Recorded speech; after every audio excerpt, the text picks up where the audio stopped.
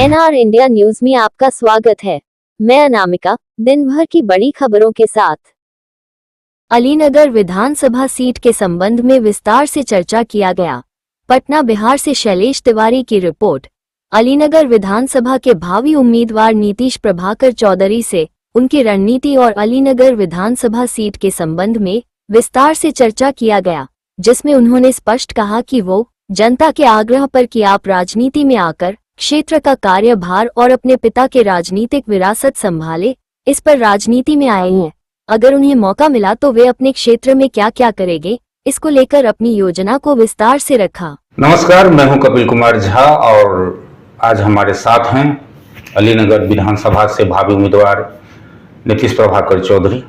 नीतीश प्रभाकर चौधरी मनीगाछी के पूर्व विधायक स्वर्गीय प्रभाकर चौधरी के सुपुत्र हैं, जो 2025 में अलीनगर से चुनाव लड़ने के लिए मन बना चुके हैं। इसी संबंध में हम उनसे कुछ बातचीत करेंगे। नीतीश जी, सबसे पहले आपका इस कार्यक्रम में स्वागत है। नीतीश जी, सबसे पहला सवाल जो आपसे ये है कि आपके नाम में भी और बिहार के मुख्यमंत्री जी के नाम में भी एक समानता है, वो है नीतीश। इस दोनों नाम में कोई समानता होने की कुछ खास वजह या मात्र एक संयोग है? सबसे पहले तो मैं आपको धन्यवाद देना चाहता हूं, आप हमको बुलाते हैं न्यूज में।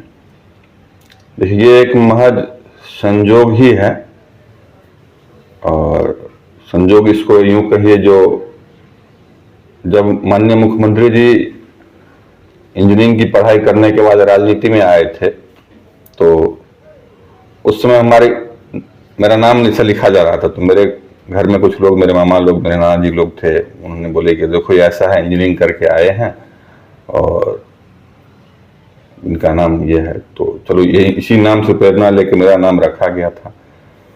तो बोले कि आगे जाके ये भी इंजीनियरिंग करेगा और हो सकता है ये भी राजनीति में आएगा या ऐसा कुछ करेगा।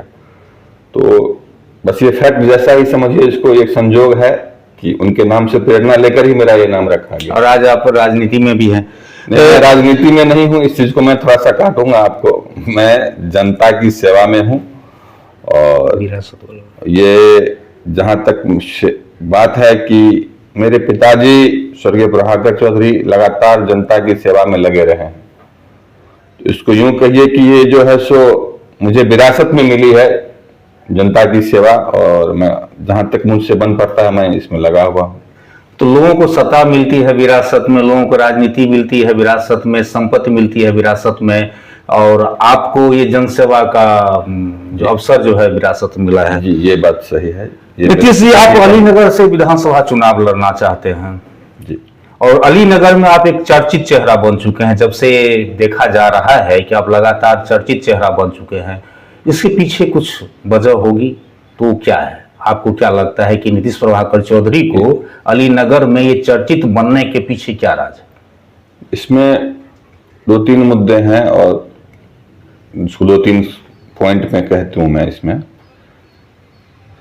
ये अलीनगर विधानसभा जो है ये मेरे पिताजी का कर्म क्षेत्र रहा है, और जैसे मैंने अभी आपको तुरंत पहले बताया था कि ये जनता की सेवा मुझे विरासत में मिली है, तो स्वाभाविक है कि मैं अपने पिताजी के कर्म क्षेत्र को जो है सो आगे बढ़ाने की कोशिश कर रहा हूं। ये मेरा संकल्प है, ठीक है। और अलीनगर ही इसीलिए क्योंकि ये जो है सो मैं यहाँ पे मेरा गांव जो है, मेरा पैतृक गांव जो है, तो इसी विधानसभा में पड़ता है।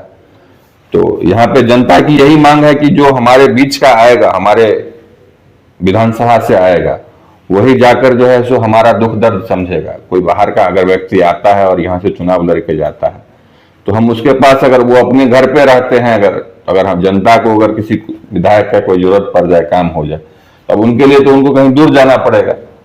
अगर आप हमारे बीच के हैं तो हम कहीं से भी आपके घर पहुंच सकते हैं, ठीक है। तो ये एक स्थानीय लोगों का एक अपना सोच है और एक मुद्दा है। तो इस कारण से क्या है कि लोग मुझे बहुत चर्चित बना दिया है, और ये लोगों का प्रेम है जो मुझे चर्चा में लेके आया है। इसमें बहुत कहिएगा कि जो मैंने कुछ ऐसा किया है, वैसी कोई बात नहीं है।